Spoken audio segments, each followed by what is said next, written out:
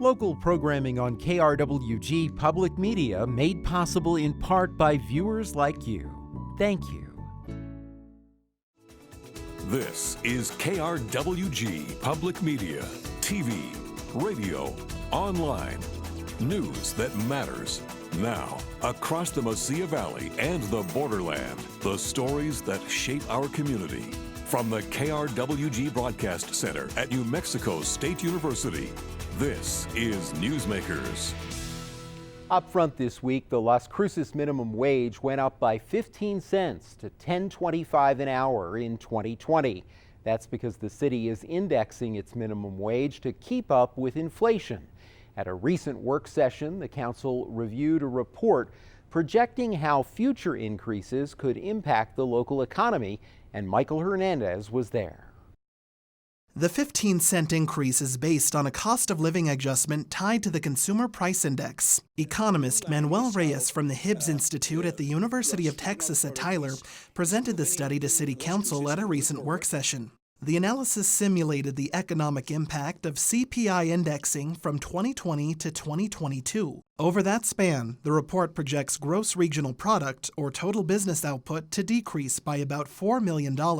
At the same time, wages and salaries are estimated to increase $2.5 to $3 million. It also concluded the city would lose about 100 jobs. The meeting was well attended by business owners who strongly opposed the 2014 ordinance creating a city minimum wage law. It just doesn't make sense. You guys really, really need to look into what it's going to do to the daycare centers in New Mexico, because we're barely going to make it in Las Cruces. My payroll has increased over $600,000 a year. My staff and employees are paid much more than the industry, but how long can I sustain this? The answer is not very long at all. Now, the game has been contemplating what we're going to do if we do this, and if the city continues to be ahead of the state in the amount of money we have to pay. And you know what's going to happen? Counter service. We're going to go from 280 employees to about 140 employees. At Lorenzo's, I can't do a kiosk and order. I'm looking at El Paso because it's booming, and they're $7.50 an hour. That last voice belongs to Vince Vaccaro, who owns Lorenzo's Italian restaurant. Vaccaro says minimum wage increases phased in since 2015 have negatively impacted his business. They've affected my employees, my customers. Benefits have been cut back, prices have gone up, hours have changed. A lot of things I would like to have done at my restaurant, we've backed off because we can't afford it. We've also lost some positions. We've lost 2 in the last year. Vaccaro says his margins have also dropped, and rather than raising prices, he's taking less income. Unlike many other business owners, Karen Richardson makes minimum wage. Richardson owns Karen's Animal House, a pet training, grooming, and daycare facility. Richardson has been in business for 6 years, but began paying herself last year. She says she takes the minimum to pay her employees first. Being in business, you hire the people that you need to have to keep your business running. I consider my employees family. I pull my kids into my office on a regular basis, have mom to kid talks. So I'm the last one to get paid. I do not believe that I should be the highest paid. Richardson says increasing the minimum wage also raises insurance and workmen's compensation. She adds that state and federal wage laws should supersede the city ordinance. State lawmakers passed a law to gradually increase New Mexico's minimum wage to $12 an hour by 2023. That begins in 2020 with an increase to $9 an hour. Federal minimum wage has remained at $7.25 for a decade. The buying power of the federal wage peaked in 1968 at $1.60 an hour. If it had kept up with inflation, the federal minimum would be $12.07 in October 2019 dollars. That's according to a CPI inflation calculator from the Bureau of Labor Statistics. Those positions, we need to pay more because we value human life. Right? District 1 City Councilor Cassandra Gondara says small businesses are the city's bread and butter, but she adds it's important that Las Cruces keeps up with inflation so workers can earn a living wage and overcome poverty. I think about our workforce, our workers who are working in those particular positions, and the money that will be in their pocket, and literally being the voice for those people, as I've suggested I am. I've seen how people are living. This would really help individuals lift them up and out of poverty, and that's really what I'm looking at. So trying to find a balance with that is what I'm hoping will come of this. The balance of running a business and making minimum wage is a challenge Richardson knows firsthand. But to keep her doors open, she believes in prioritizing her workers. My business isn't going to stay open if I don't keep employees. I've lived on a thread before. I'll do it again. For KRWG Public Media, I'm Michael Hernandez. Now to Living Here, the people and places that make our community special. Coming up, we'll visit the art gallery at New Mexico State University. But first, New Mexico has had a tough time recovering from the Great Recession.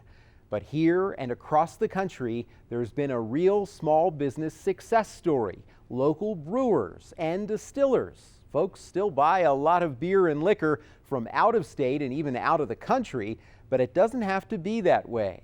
Living Here visits Dry Point Distillers.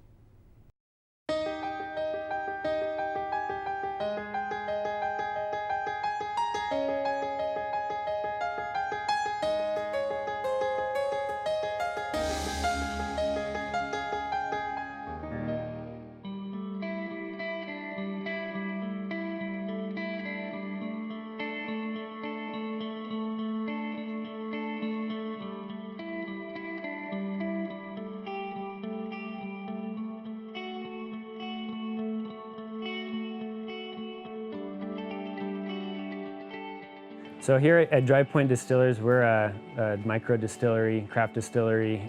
We distill gin, vodka, whiskey, and brandy. And we do bottle sales here at our distillery, and we also do wholesales around town at a number of bars and restaurants, and a couple liquor outlets. And we also have a small tasting room where we serve craft cocktails Thursday to Sunday. It's kind of started with as a hobby with me and my dad. We initially got into it trying to make whiskey, and as we experimented more with whiskey and getting comfortable with fermentations and distilling, we started looking locally for products to distill from the fruits of the valley. So we started experimentations with apples and peaches and prickly pear, honey mesquite, pomegranates, and just started cooking and fermenting, and then eventually distilling, and we started practicing with aging.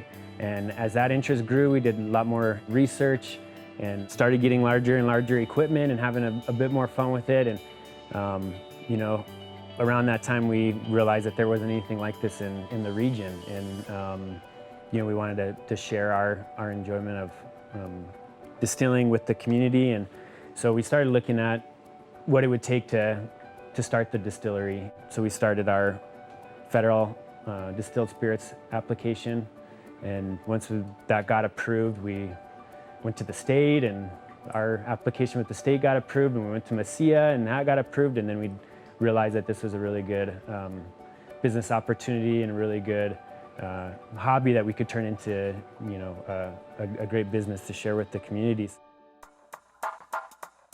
Essentially, we do a lot of tasting, a lot of testing, and a lot of mixing. I take the basic spirits that we create here, specifically the vodka and the bourbon, and I do infusions. I test with a lot of herbs and botanicals, some fruits, and I create different cocktails based off of muddling, infusing, mixing, stirring, shaking. We're just constantly kind of trying to innovate and push the envelope. We're trying to always give people something new to taste, sort of like a palate adventure. We've had a lot of fun experimenting with certain infusions, and we've had some drastic failures, but we've also had some great successes. So these are all of our infusions. They range from vodkas. We have one specific gin infusion, and then some bourbons as well. Our vodka is really clean, and so it takes to infusing really well. We make pretty much everything that we can from scratch here, and we use as many local products as possible. My favorite to use for infusions is something that's like actually a little bit of an aged fruit. These usually have a higher sugar count. The profile or the flavors of the specific fruit come out more when it's a little bruised, when it's a little battered. And so we like to go for ugly fruit, local fruit. We came up with the name Dry Point Distillers sort of in homage to the high desert peaks that surround this lush Mesilla Valley where we get our products for distilling.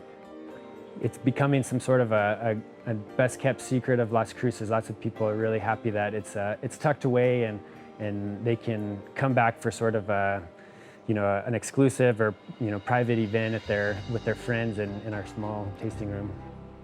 We're located across the street, across Avenida de Mesilla from St. Clair Winery and Bistro, and we're behind the First National Bank that's on the corner of Avenida de Mesilla and Calle de Alvarez. Our website is www.drypointdistillersnm.com.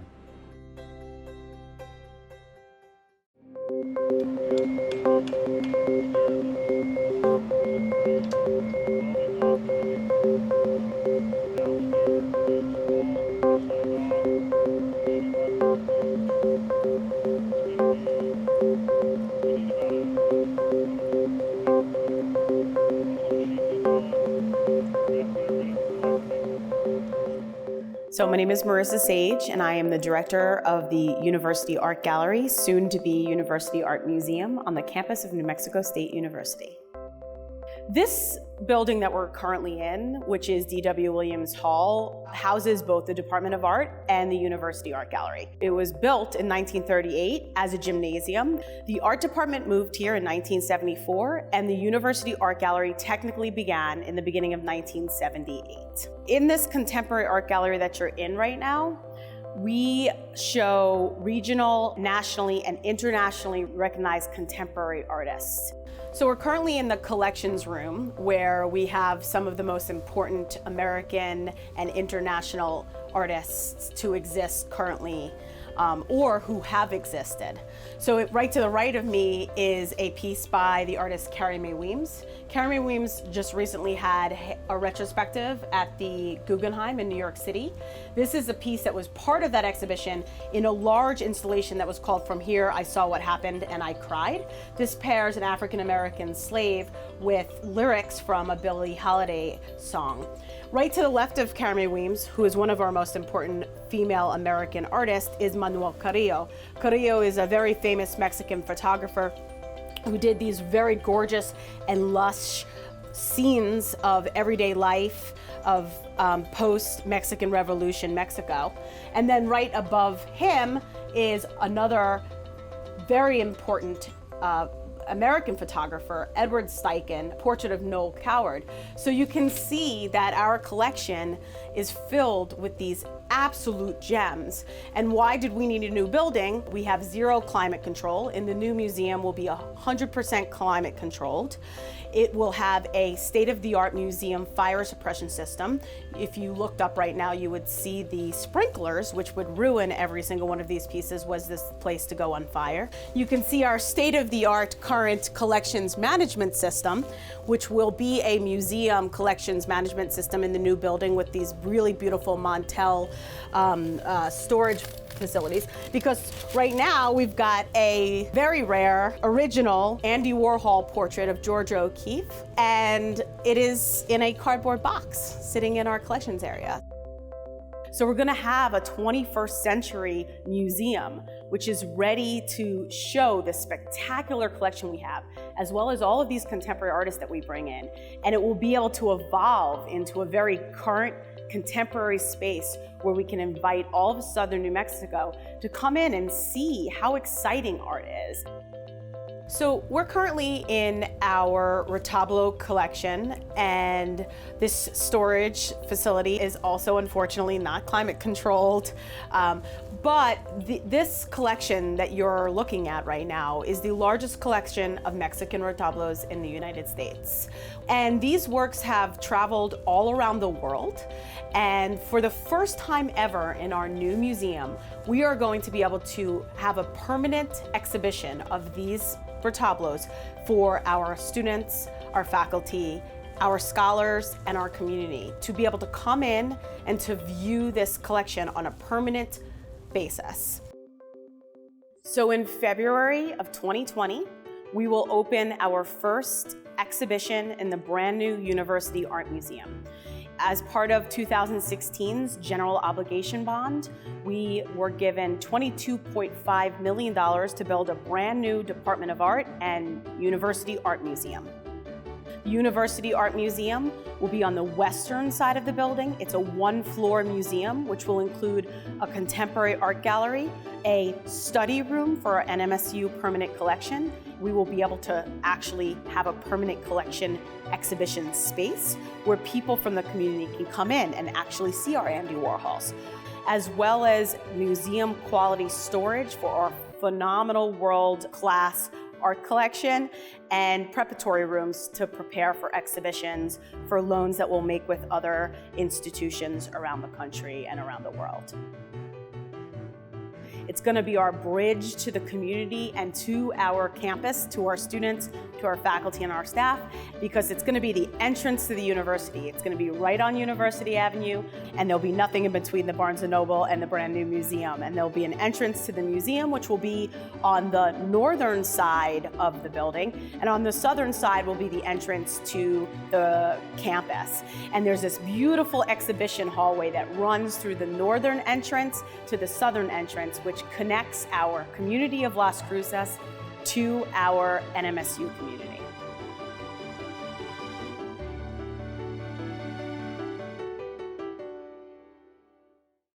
In 2019, New Mexico lawmakers made changes to the state's film subsidy to make it more attractive for film and TV companies. And recently, Doña Ana County approved funding to help the region's film office. Michael Hernandez reports.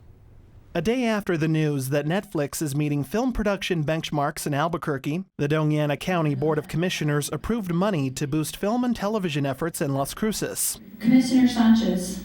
Yes.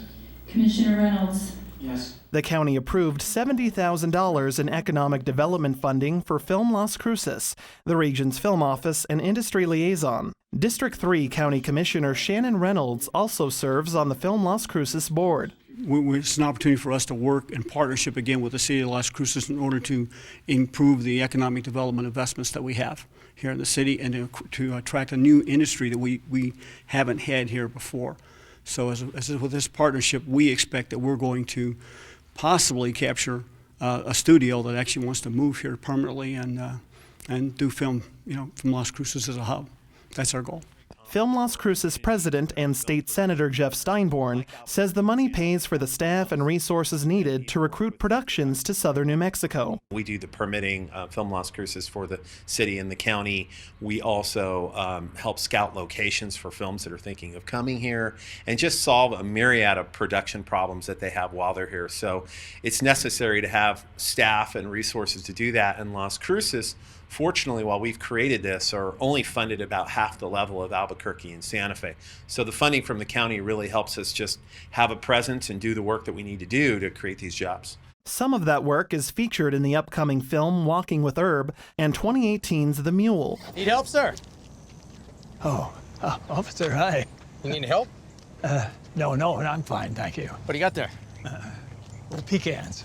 The Clint Eastwood production spent less than a week in Las Cruces, but had an economic impact of $1.3 million, according to data from the Motion Picture Association of America.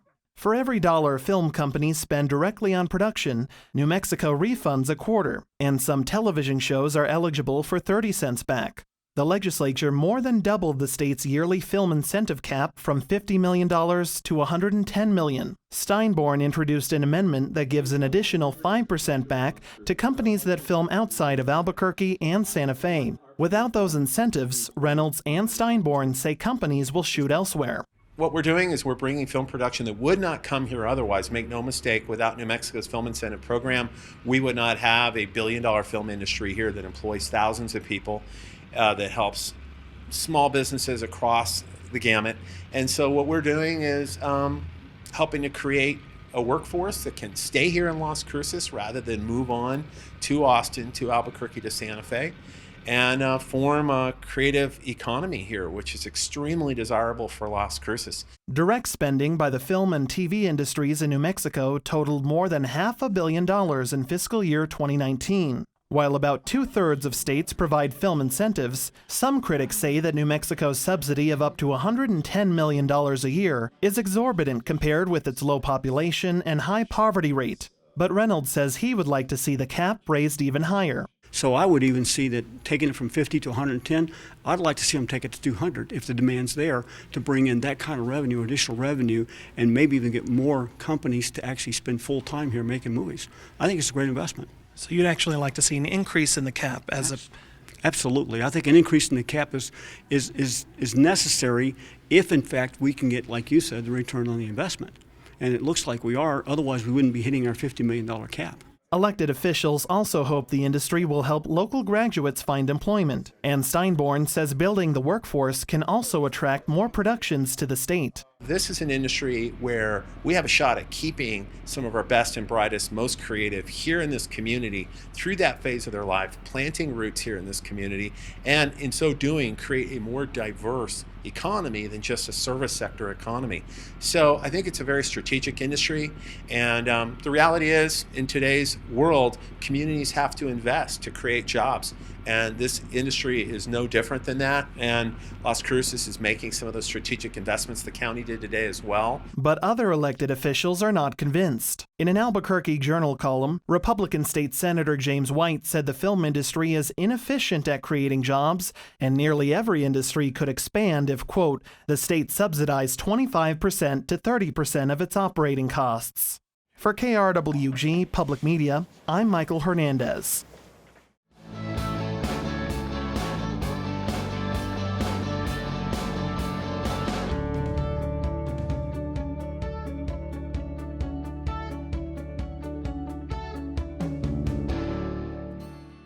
We are extremely proud that New Mexico State University is stepping up to the plate in a big, big way. There have been bunches of different scholarships made available for teachers. You've already got the lottery scholarship. This last year, the New Mexico legislature put $10 million in for a teacher scholarship program, and there's a bunch of different things together. And what New Mexico State has really agreed to do and do well is streamline the process and figure out a program where if you want to be a teacher, they're going to get you through with as little debt, or hopefully as no debt as possible. The message I want to give today is, if you have ever thought about becoming a teacher, we want you. Come and join us. This is the most important job in the world. And if you think about every career field, every opportunity in our workforce, it starts in our public school classrooms. And we need teachers, we need people with expertise, and we need people that are dedicated to this work. And they will have the support that they need to be successful. So as a school district, we are committed to that. So thank you. New Mexico State is extremely proud to be partnering with the school district and with the state on this very important initiative. It's vital that we support our teachers in the state. It is this type of collaboration that will help us move the needle and improve outcomes from our pre-K through 12 system. NMSU has estimated that across all of our campuses, with this new program, we should be able to provide additional aid to as many as 700 students. We have that vacancy report that was done last October, 740 teacher vacancies in the state of New Mexico alone.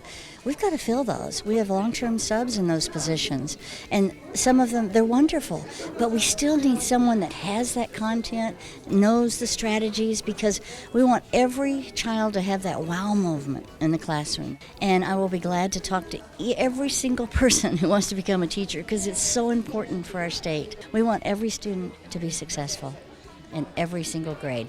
It's not just the tuition. More and more what we're seeing is that burden that folks have of finding a house, finding childcare, affording their books. That's really becoming one of the main contributing factors to student debt. So the more we can eliminate that for teachers, the more we can say, look, this is a priority for Governor Lujan Grisham, for our communities. We want you to be teachers. We're going to support you. Let's get you in there and get you in the classroom. You want to go to scholarships.nmsu.edu or visit the financial aid office or visit the education college, and they can get you all the information you need. I'm so proud to see our federal government, our state government, our teachers, and our community working together to build our future, because it's going to have to happen with all of us. So thank you all, educators, businesses, community leaders, government, thank you all for working together so that we can succeed as New Mexicans. DACC has 400 students majoring in education, and we have 250 students majoring in early childhood education. Some of those students are interested in getting a workforce degree and moving into the workforce, but most of those students are interested in pursuing a bachelor's degree. When we collaborate, we really are a much more powerful community and create many more opportunities for our students. And I think that's what we're about in education, is creating opportunities for students to change their lives. If it weren't for the teachers that I had at Mayfield, I wouldn't be here today. Every one of you that works in education, you are vital to the future of our communities. We love you, we need you, and if anybody else out there wants to be a teacher and be a superhero to all of our kids, we are going to support you and make sure that you have every resource you need to help our kids and communities grow. That's it. Thank you all so much. Have a great weekend, all right?